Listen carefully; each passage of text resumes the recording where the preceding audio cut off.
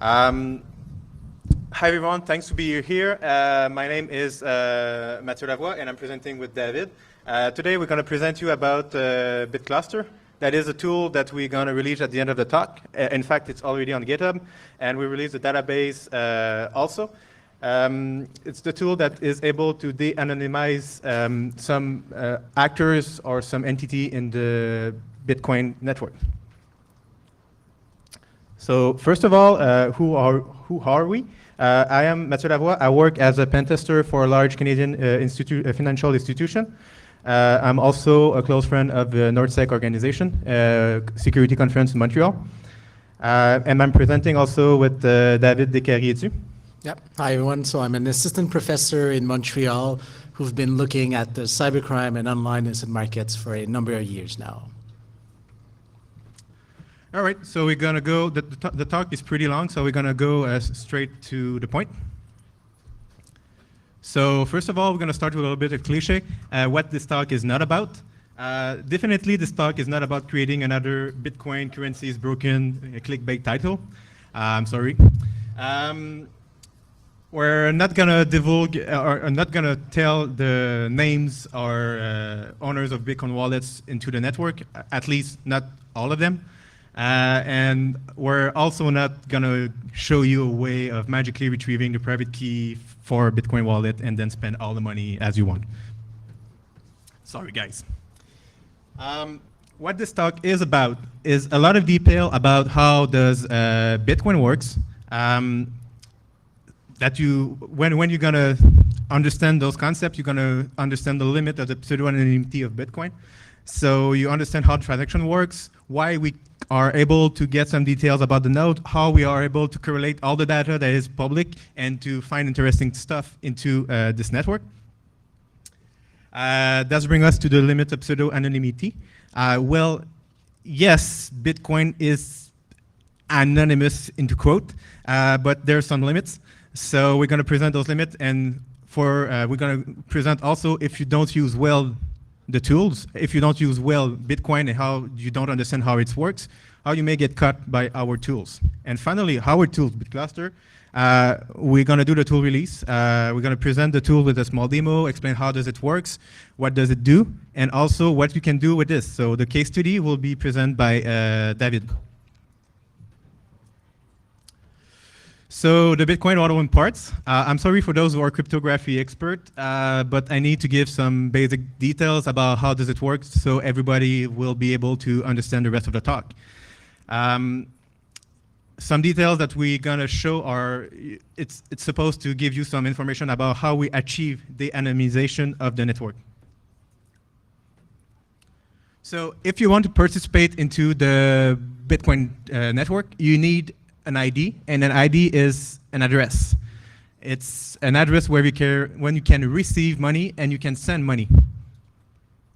To get an address is pretty simple. You need to generate a pair of keys, a private and a public key.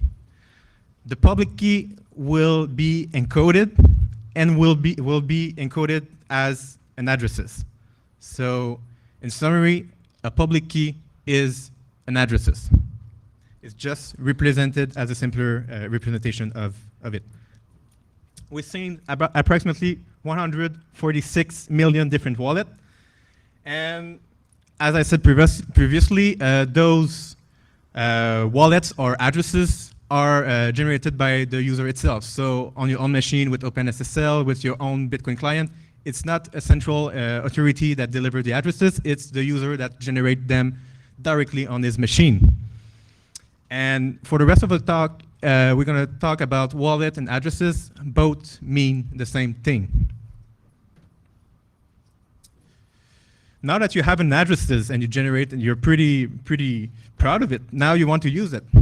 How are you going to be able to use it? Well, we have to make a transaction, and the transaction will be included of what we call a blockchain. So the blockchain is, in the simpler representation, like for this talk, it can be seen only as the public ledgers of all transactions that have been made up to there since the beginning of Bitcoin. It stores transaction into blocks, and the new block is created every 10 minutes. That means that new transactions are included into the blockchain every 10 minutes.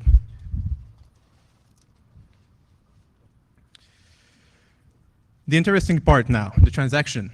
So now that you have an address, now that you know how transaction gets validated, what is a transaction actually? Well, a transaction is composed by input and output. Input are money that you own, that you want to spend, and output is where you want to send the money. Sorry, I'm just gonna take my glass of water. All right. An input is a reference to a past transaction where you receive money. So for example, David sent me 3 Bitcoin 2 months ago. When I want to spend those Bitcoin, what I do is I tell the network, remember when David gave me Bitcoins? All right, now I want to spend it and I want to send it to someone else. So what I do is I refer to the transaction where I did receive the money as in the input, and to prove that I own these addresses that did receive money, I sign this input with the private key associated to the addresses. So you may remember that when you generate an addresses, you have the public key and the private key. You keep the private key for yourself for obvious reason, and you encode the public key to get an addresses. So you take the private key associated to the addresses, you sign the input, and the transaction will be considered as valid.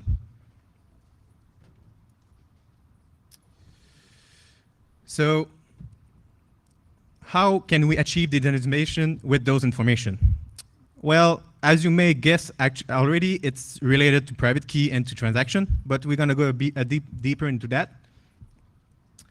The title is misleading, is not the Bitcoin de-anonymizer, is the Bitcoin de-anonymizer for people who don't know how to use Bitcoin. Like, for like a little example, if you are asking for help on Stack Overflow to create a new crypto market named Silk Road, usually you're not good to use Bitcoin.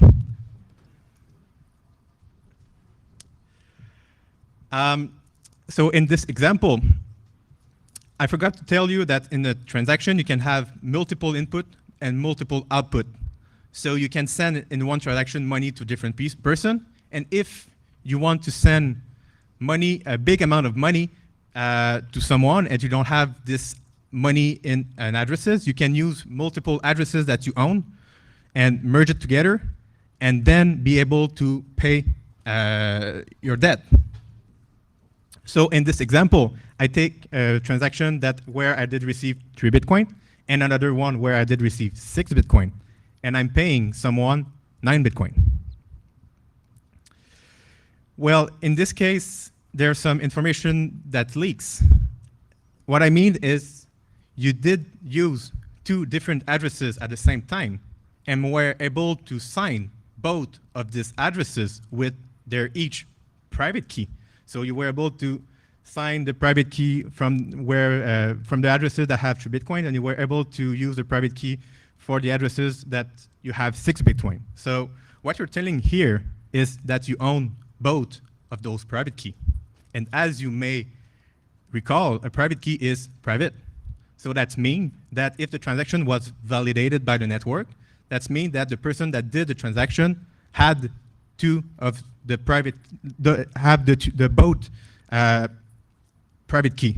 So in this case, we are linking those 2 addresses to an entity or an actor of this network. And what happened if you reuse addresses over and over? Well, actually this happened. So here are 3 transactions with 2 input, and 3 input.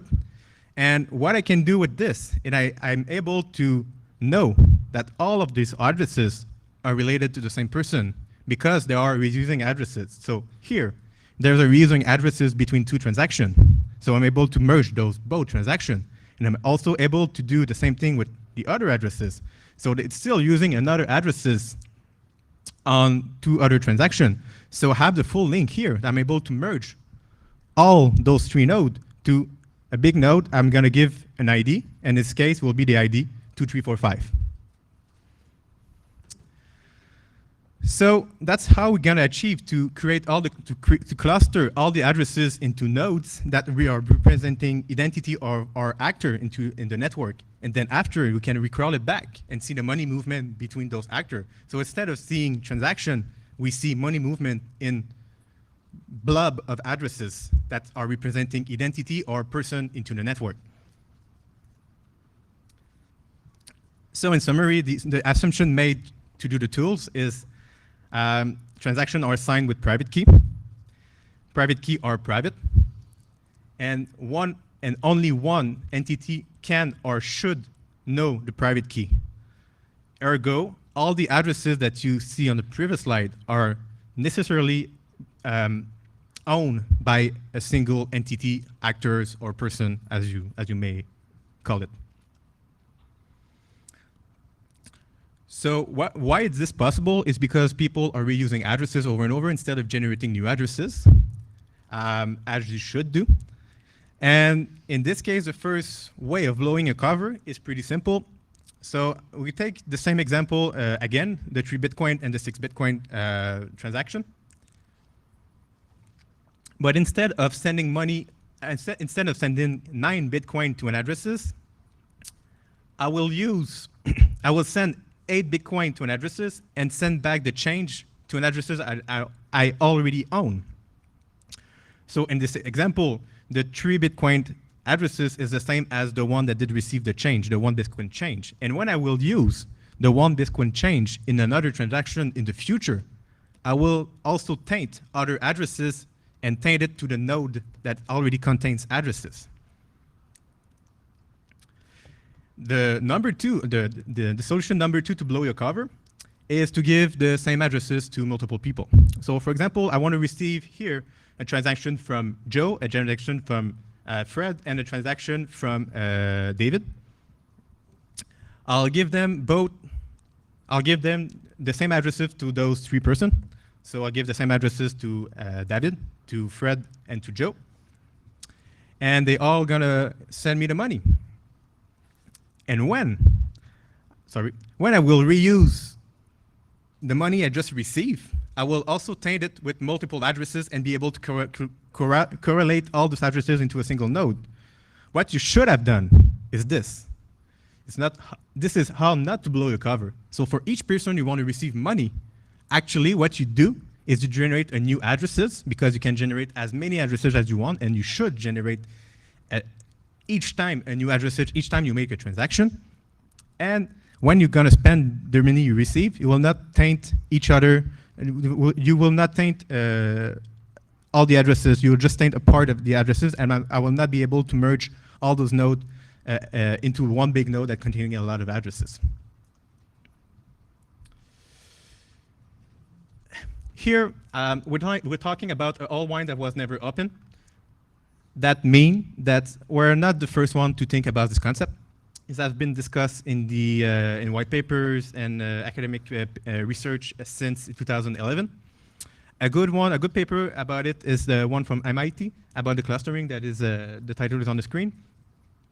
And also there's a website that I didn't know until David told me. I think it's 3 months ago. It's called Wallet Explorers that did approximately the same things, but not in the same way. So they are clustering all the addresses together, but they're not giving the same information.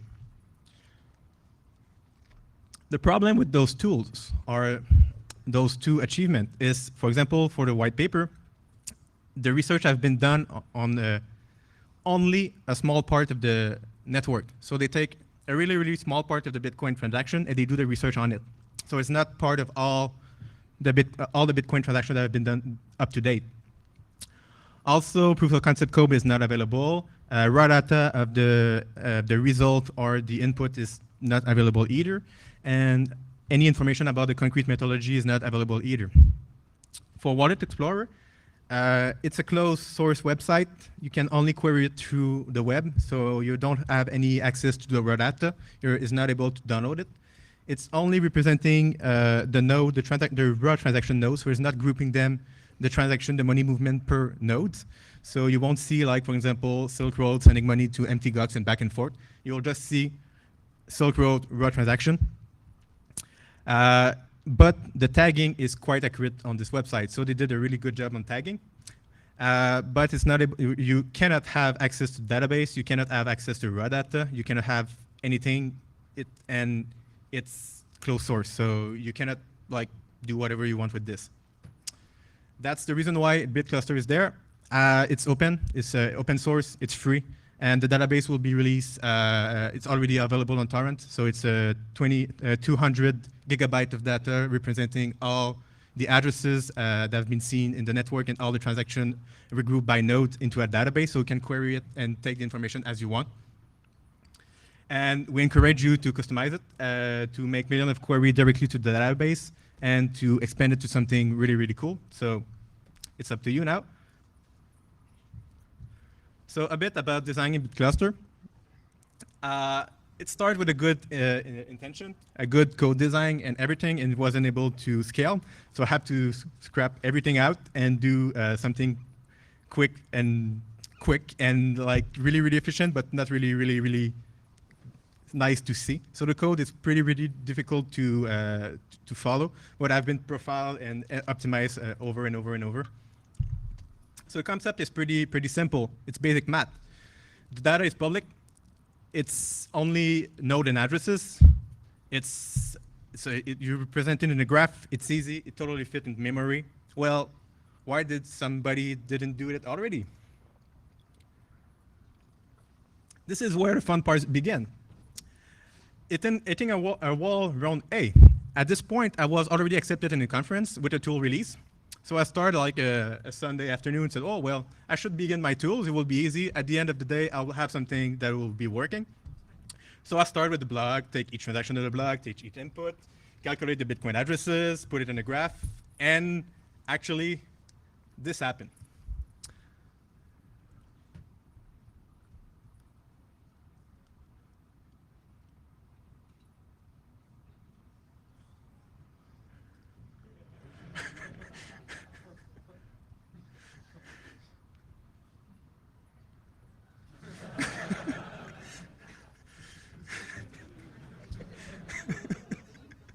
Yeah, that's pretty accurate. So I have been accepted in the talk, presenting a tool that doesn't work.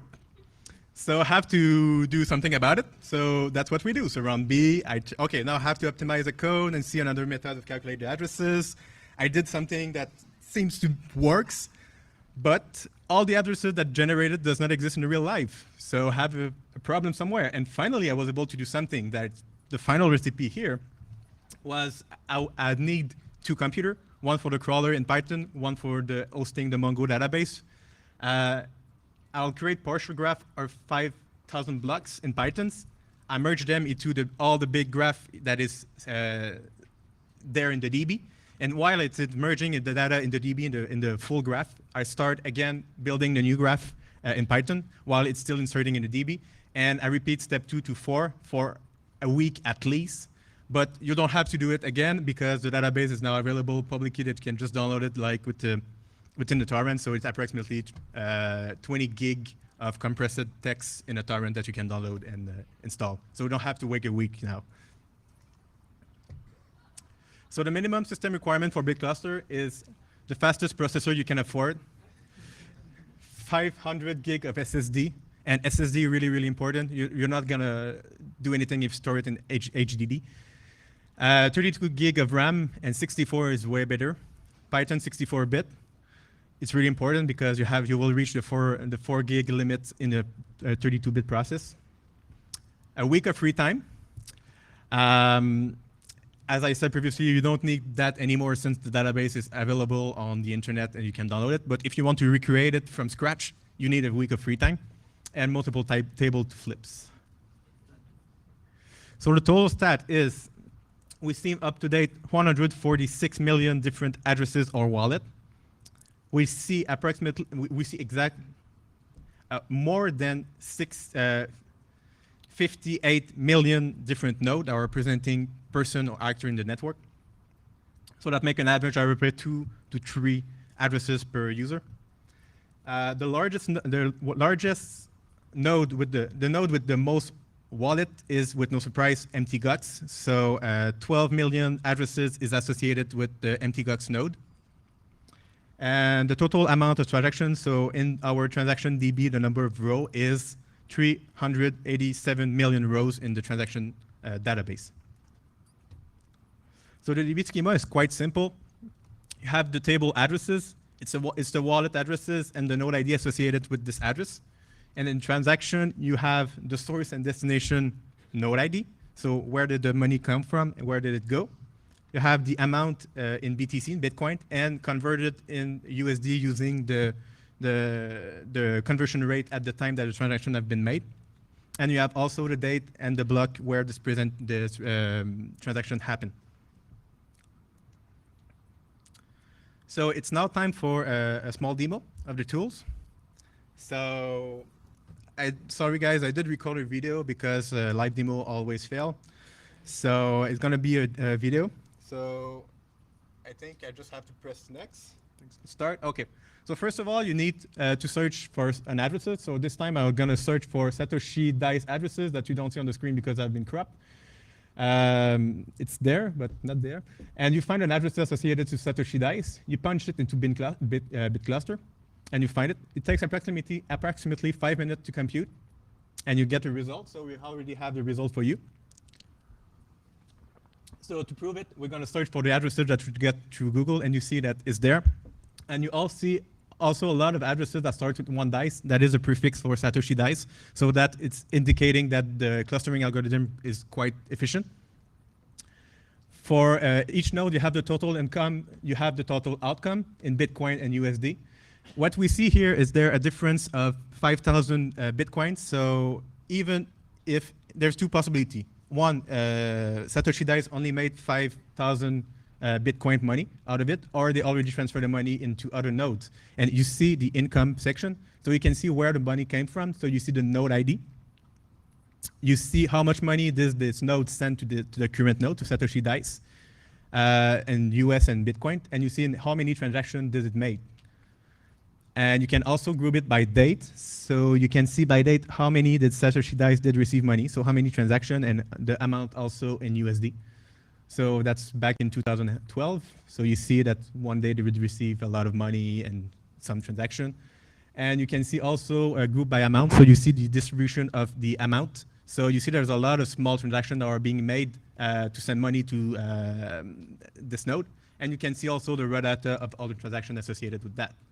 You also have the same stuff for spending transactions. So you see where the money goes from Satoshi Dice to other nodes.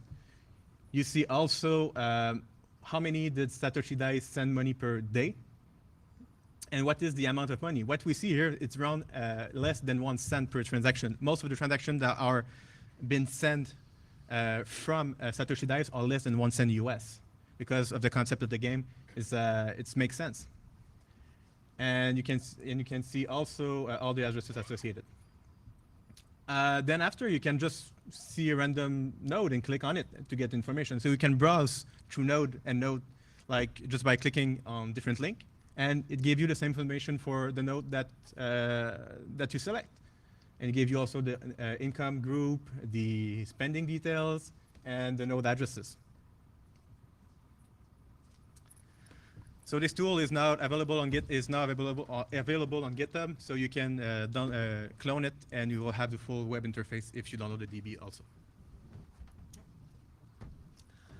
So for the second part of this presentation, what I want to do is move to case studies and kind of give you an idea of how you can use BitCluster to just learn more stuff about the actors in the Bitcoin network.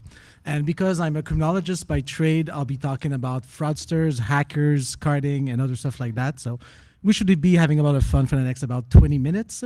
And I'll show you that sometimes, yes, it's true, crime does pay. And I'll give you some examples of when that happens. So the first case study I want to talk about is ransomware. So we've all heard of ransomware. It's a type of virus that encrypts the files on your computer and then asks you for money to get it back. And actually, you don't get your files back. You only get decryption keys to decrypt the files that have been encrypted on your computer. And you know, these guys are really serious because, you know, they're using military-grade encryption to encrypt your files. And so the ransomware business is actually a pretty good business to be in for those interested. It does make a lot of money in some cases. And why does it make a lot of money? Well, first of all, it's because the ransomware guys are only asking for a small amount of money for each victim. So they're being kind of reasonable, and they're telling you, well, are your files worth $500? In many cases, people are going to say yes, and they're going to pay up the money. The other thing is also that they always have a timer on these ransomware, and they tell you, well, you have 48 or 72 hours to pay us the ransom. Otherwise, the price of the ransom is going to double, or we're going to destroy the decryption keys. And so this means that the victims have to learn what the hell Bitcoins are. How do you buy Bitcoins? How do you pay someone with Bitcoins? How do you decrypt your files? And you only have a few hours to do so. And so this is why kind of ransomware works. And so why would BitCluster be useful to learn more about ransomware? Well, we can ask, if we give it, for example, a wallet that was where a ransom was paid, we can ask BitCluster if it knows about more wallets that are associated to that one and see what other wallets are into the same node as the ransom wallet. And so we can ask BitCluster to give us, for example, time series analysis to see how long the ransomware campaign lasted, how many victims there were, how much revenues were generated through this. And so for this talk, what we did is we asked a few of our friends in the InfoSec community for wallet addresses that were related to ransomwares, and I thank them all for sharing some. And we got a sample of about 60 addresses that we divided into kind of 3 very broad types of ransomware. And so what I call the first type 1 ransomware is here you have the cumulative revenues of this ransomware. And what it shows is actually a pretty successful ransomware, which made about $611,000 in revenues. And I don't know why I kept the cents, but it's still, I guess every penny counts when you're earning money. And so what we see over here is actually kind of interesting, which this ransomware made about 1,100 victims over its lifespan, and that's about 20 victims per day, and that's about $10,000 that were earned every single day. And I don't have to tell you once again that this is with very low cost in infrastructure, and of course, very little taxes to pay at the end of the year. And so here we see that about 80% of the revenues were generated between November 2nd and November 24th. So most of the money was done within 3 weeks, which means that if you want to react to these ransomware campaigns, you have to be very quick and very efficient if you want to stop it from propagating. And ransomware can be very personal, and the one that I just presented is actually for me. A research center that I was working at was actually hit by this ransomware, and so we weren't sure if we were going to pay to get the files back or not. Of course, there were no backups at the research center. The security people weren't sure we should pay because it would encourage more crime. And finally, we decided, we're just going to do it. And so I went on localbitcoins.com, find someone who was willing to sell me Bitcoins really rapidly because there's this timer going down. And I go and meet this guy who looks, kind of like the guy I have on the slide over here. And he's just in sweatpants, and he's just waiting at our local Bitcoin embassy for people who have been hit with ransomware and just selling them Bitcoins at a very high price.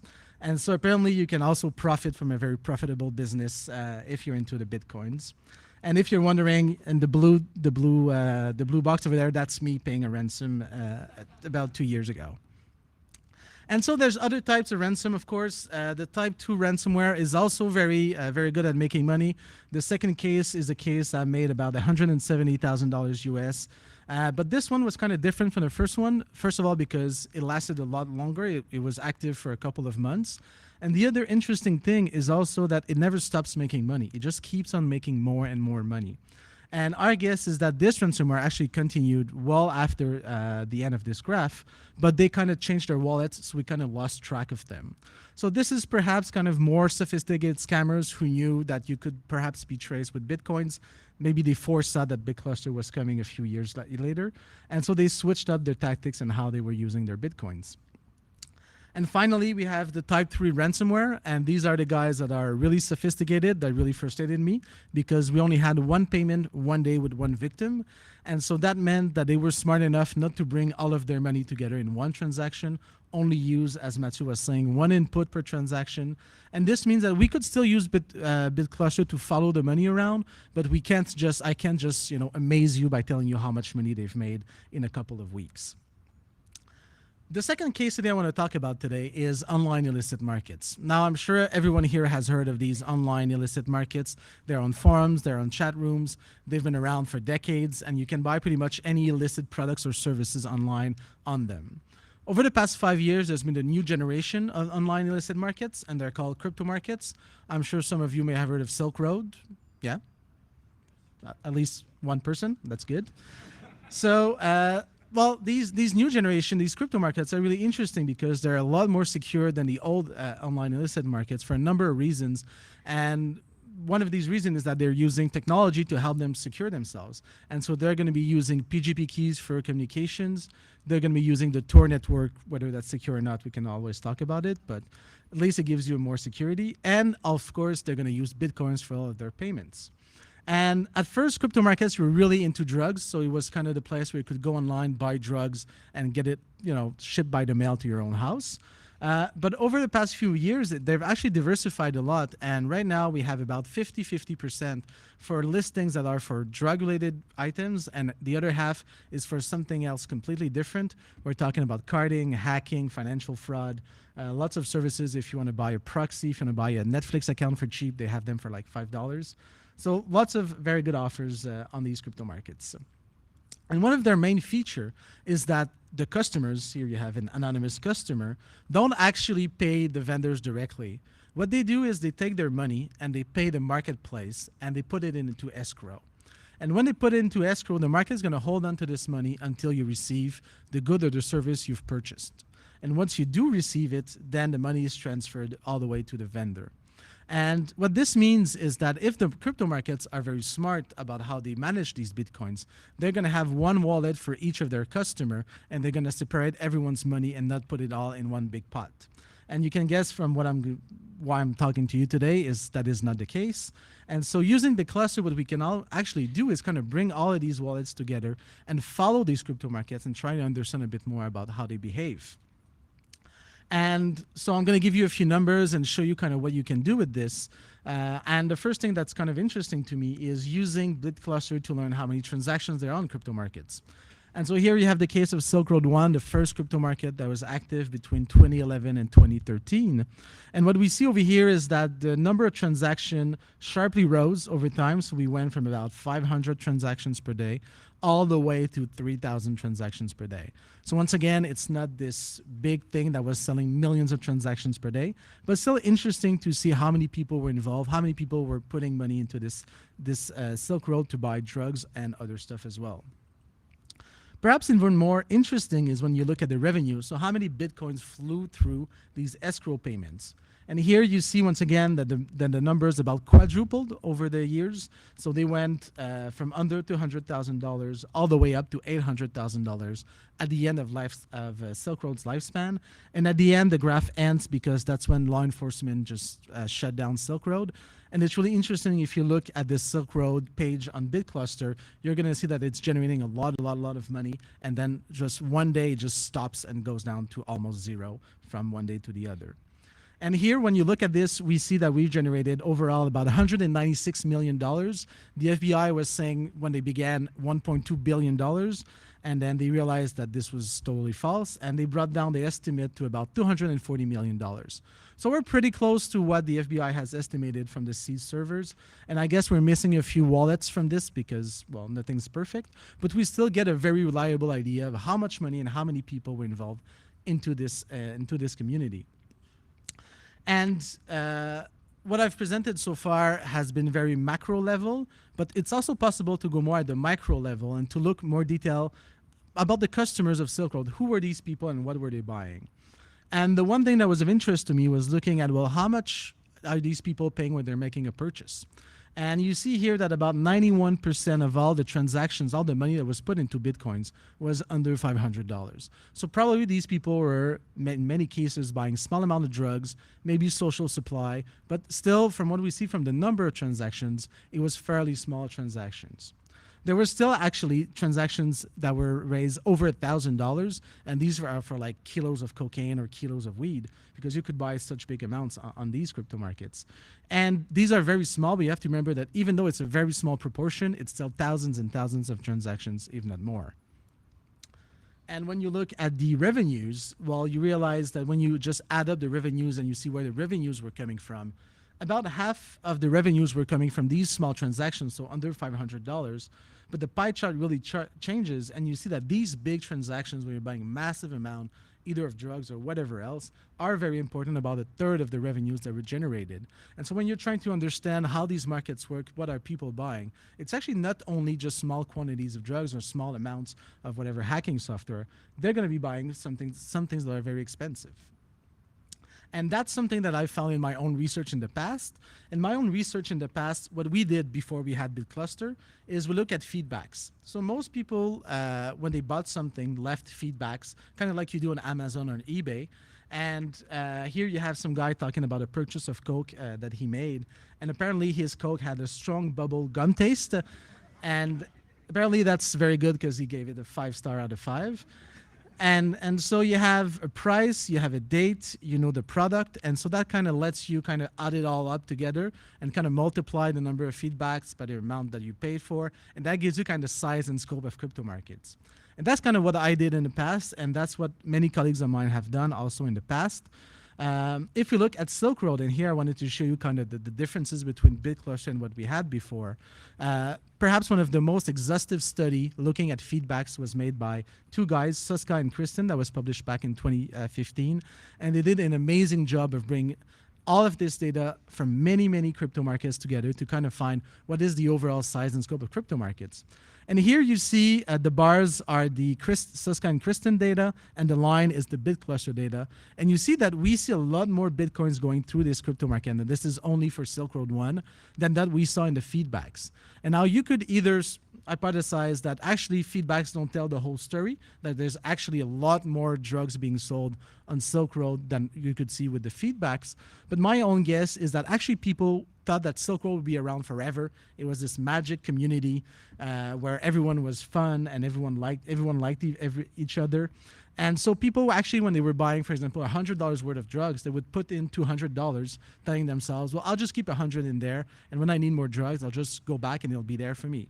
And so my guess is actually the difference can be explained because there's this gap where people were leaving money on Silk Road. At the end of this graph, what you don't see is that the police shut down Silk Road, the dream ended. And so there were a lot more crypto markets that were launched later in 2014. And here you have a combination of the revenues from all of these crypto markets brought together. I think there's about 6 of them. And what you see is that people, I think, were a lot more scared to leave money on crypto markets because they thought they can be shut down at any point in time. And this is why you see that the correlation between our data and Suska's and Kristen's data, it's much closer on that graph. And very interestingly, you see at some time intervals, especially on the left, that there's actually more money according to the feedback than we could find in BitCluster. And one of the things that I've suspected was that they were fake feedbacks. I know this is very shocking, but that the crypto markets were actually generating fake feedbacks to make it look as though there were a lot of activities on their crypto markets. And so this would suggest, at least on the left where you see there's more feedbacks and revenues, is that these markets were generating these fake feedbacks to make it look as though there were a lot of money. Though it did increase over time, and we ended up about where we were about $800,000 a day in total revenues. And so because we want to save some time for questions, I'm going to go very quickly over the main takeaways for this talk. I think that the one thing to remember is that the Bitcoin network never sleeps. It's always collecting money. The blockchain is always there. And when you're looking at what Suska and Kristen did, they did an amazing job, but it took a lot of time, a lot of energy, and a lot of money to collect all of those feedbacks. Mathieu and I were just 2 guys playing with the blockchain, and we managed to replicate some of their results, not perfectly, but still some of their results with very, very little resources and in a much limited time frame. And so I think it's very important to notice how important and how useful the blockchain can be. And one of the most interesting feature, I think, is that you can go back to the future, if you will, which means that even though you never knew that Silk Road existed when it was online, even though you didn't care about Silk Road when it was online, 5 years later, 20 years later, you can go back in time. If you have at least one wallet from Silk Road, you can go and investigate what was happening there, what were people spending, what were people receiving, and you're not limited by time. The feedbacks, once the page is taken down, there's no way to get it back. It's gone. We're not going to get it back. With the Bitcoins, however, it's very interesting that you can just go back in time and just play with the data as much as you want. And finally, I think it's very important to stress this, that you always have to validate. No matter what finding you find with BitCluster, you have to find alternative sources of data to validate your results. If you look at my Silk Road 1 data, for example, the headline could say, well, Silk Road was twice as big as we thought before. I don't think that was the case, but you could still, you would need to validate whatever results you get. And it's the same with the ransomware. If it says a campaign ended on a single date, maybe they just change their wallets, and you have to go and find answers elsewhere. And so what's next for BitCluster? Basically having real-time automated database updating. So right now you have to do it manually, so it's maybe more of a pain. We're hoping to have that down so it's pretty much live. So when you're running it on your own computer, kind of have it up to date at all time. The labeling of nodes. So right now all the nodes are only known for their numbers, and so it may be difficult to remember that 2146562 is Silk Road. It's easier to have names. And also have some visual graphs. So basically just point and click and just click on a node and see where the money is coming from, where it's going, kind of more visual aspect to the tool. And finally, perhaps a hosted version of the tool. I'm saying here if we get a quantum computer at some point. It's just that it's very, very memory intensive and CPU intensive. And we could host any query that you guys would have, but we can only have like 8 queries at the same time. So it's a very limited tool. So we'll see what happens with that in the future. And so the URL everyone has been dying to see. So the tool is online, the database is online as well. You can download it all. It's free and open source on bit-cluster.com. And that's it for us. If you guys have any questions, we'd love to hear them and share what we've learned. Thank you.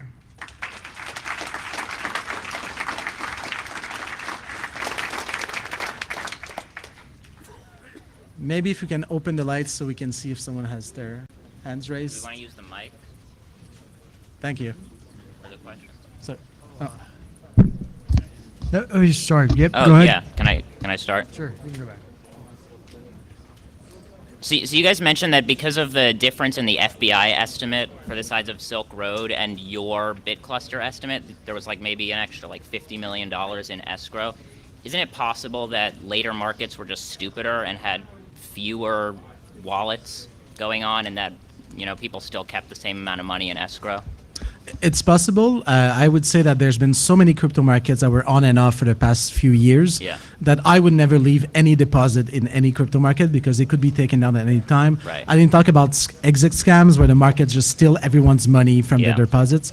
So I really doubt that there's a lot of money being held in these deposits. What people usually do is if you're buying for $100, you put in $100, pay with it, and then you're out. So I guess that's why you see the smaller difference between the two. Okay, thank you. Oh, welcome. Hey, so I know that doing computation with large graphs is a really hard problem. So I think it's great that you guys could get this to run at all on such a gigantic graph. Have you been thinking about any interesting ways of optimizing it so that it'll do the computations you want faster? Can we open the mic? It's not. Well,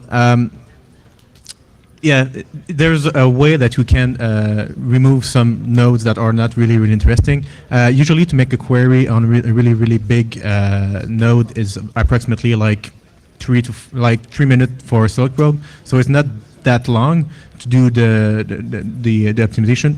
What is long is when we host it, the same query is made over and over and over. So what we're gonna do if we're gonna host the tools, it's we're gonna put some caching. So for example, like it's never changed in like at least a block for at least 10 minutes.